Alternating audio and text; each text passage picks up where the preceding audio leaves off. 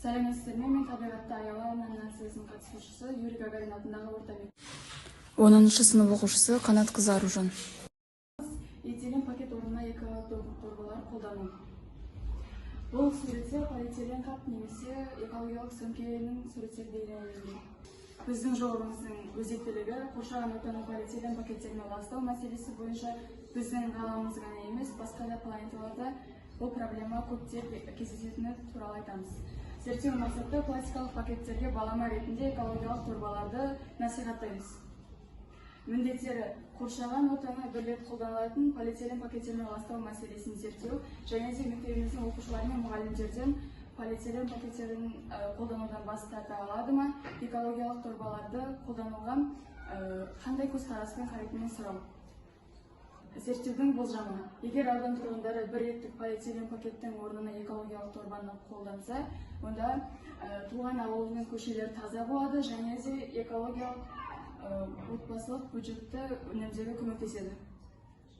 Зерттеудің әдістері: жобаны жүзеге асырудың бірінші кезеңі ол пластикалық пакеттерді қолдануға қалай қарайсыз және де не ойлайсыз деген сұрақтарға жауап беру. Ал жобаның екінші кезеңі өзіңнен баста кезеңі болды. Үшінші кезеңінде біз өзімізге эко-сөмке тігу әдісін қолдандық. Бұл суретте полиэтилен пакеттерінің экологияға тигізіп жатқан зияны бейнеленген. Жыл сайын 1 миллион құстар мен жануарлар осы полиэтилен пакеттерінің салдарынан өледі. Әлемдік өндіріс көлемі және де 20 минут сайын бұл полиэтилен пакеттерді қолданысқа ұшырайды. Дүниежүзілік мұхиттардың 1/4 бөлігі қалқымалы полиэтиленмен жабдықталған.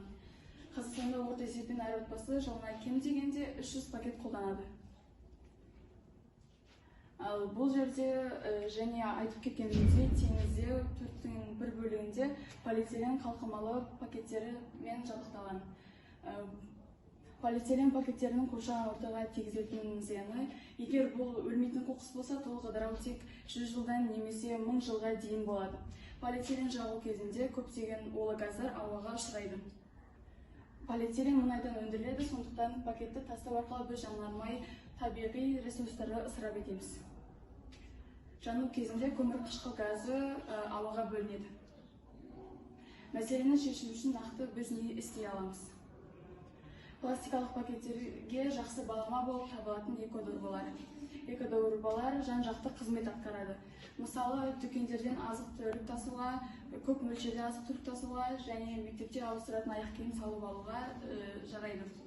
Эко-дорбалар пакеттері қарағанда әлдеқайда ыңғайлы және де сіз оған өзіңіздің қалауыңызбен тігіп ыңғайлы етіп жасап алуыңызға болады. Пластикалық пакеттерді бас тарту туралы жаһандық қадамға жауап берген дизайнерлер Dolce & Gabbana болды. Эко-сөмкелер танымал болуына ықпал еткен ең танымал дизайнер желісі 207 жыл британдық дизайнер Annie Hindmarch жобасы болды. Оқушылармен жүргізген сауалнама нәтижелері: эко-дорба туралы білемін деген ол 8% болды, ал білмеймін деп 92% оқушылар жауап берді. Отбасыңыз аптасына дүкеннен қанша пакет алып келеді? 1-2 пакет алып келеді жауап бергенде 21% құрады, ал 3-4 пакет алып келеді дегеніміз 33% құрады. 4-5 пакет алып келеді дегеніміз, көріп тұрғандарыңыздай 38% құраса, 5-тен көп пакет алып келеді дегеніміз 8% құрады. Пайдаланған пакеттерді қайда жібересіздер? Полигонға тастаймыз дегендер 25% құрады, көміп тастаймыз дегендер 16%, өртейміз және түрлі пайдаларымызға арыстырамыз дегендер 42% мен 17% құрады. Эко-сөмкелер көрмесі өтті.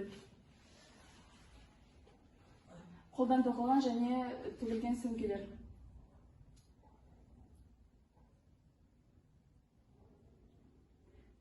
Бұл жерде сөмкені қалай жасау керектігі туралы нұсқа берілген. Жұмысымды қорытындылай келсек, пластикалық пакеттерге жақсы балама бұл қайта пайдалануға болатын шүберек дорбалар. Оларды ұзақ уақыт қолдануға болады және ластанған кезде қайтадан жуып алуымызға болады. Қорытындылай келе, дүкендерде тегін пакеттен бас тарту біздің табиғатқа қосқан үлкен үлесіміз деп айтуға болады. Полиэтилен пакеттерінің зияндылығын зерттеп, эко-дорбаны полиэтиленге балама ретінде қарастырып болжамды жасап растадық. Эко доба биздин табигатты сактауга көмөктөшөт. Назарларыңызга рахмат.